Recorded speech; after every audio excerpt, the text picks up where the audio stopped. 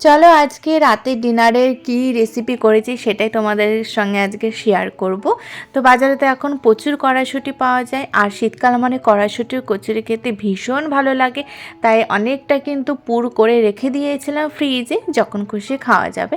আর আমরা কিন্তু কড়াইশুঁটির কচুরিটা কিন্তু আমাদের বাড়ির সবাই মানে খুব পছন্দ করে। তাই আজকে রাত্রেবেলাও কিন্তু কড়াইশুঁটির কচুরি মানে বানিয়ে নিলাম। তার সাথে ছিল হচ্ছে আলুর তরকারি।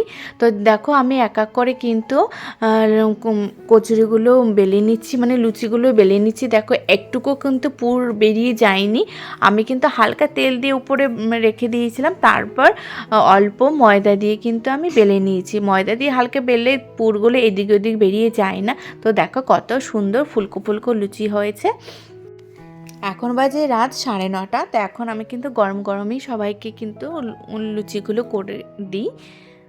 তো বাইরে টেবিলে কিন্তু সবাই অপেক্ষা করছে খাবার জন্য, আর আমি কিন্তু এক এক করে সব লুচিগুলো ভেজে নিচ্ছি। দেখো লুচিগুলো কিন্তু কতটা ভালো হয়েছে, ফুলকো ফুলকো হয়েছে, আর এতটা ফুলকো হয়েছে যে দুই একটা কিন্তু ফেটে গেছে।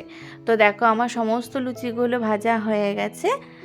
তো লুচির সঙ্গে ছিল হচ্ছে সিমইটা মা করে রেখেছিল, আর আলুর তরকারি আর মিষ্টি। চলো প্লেটে সাজিয়ে দেওয়া হোক। তো বাটিতে প্রথমে সিমইটা দিলাম, তারপর দেবো আলুর তরকারি। তো আমার রাতের ডিনারটা কেমন লাগলো তোমরা অবশ্যই কমেন্ট করে জানিও। তো আরে হ্যাঁ, আমার ভিডিওগুলো যদি তোমাদের ভালো লেগে থাকে আমার চ্যানেলটাকে সাবস্ক্রাইব করে দিও এবং আমার পাশে থেকো। তো আমার ভিডিওটা এই পর্যন্তই, টাটা।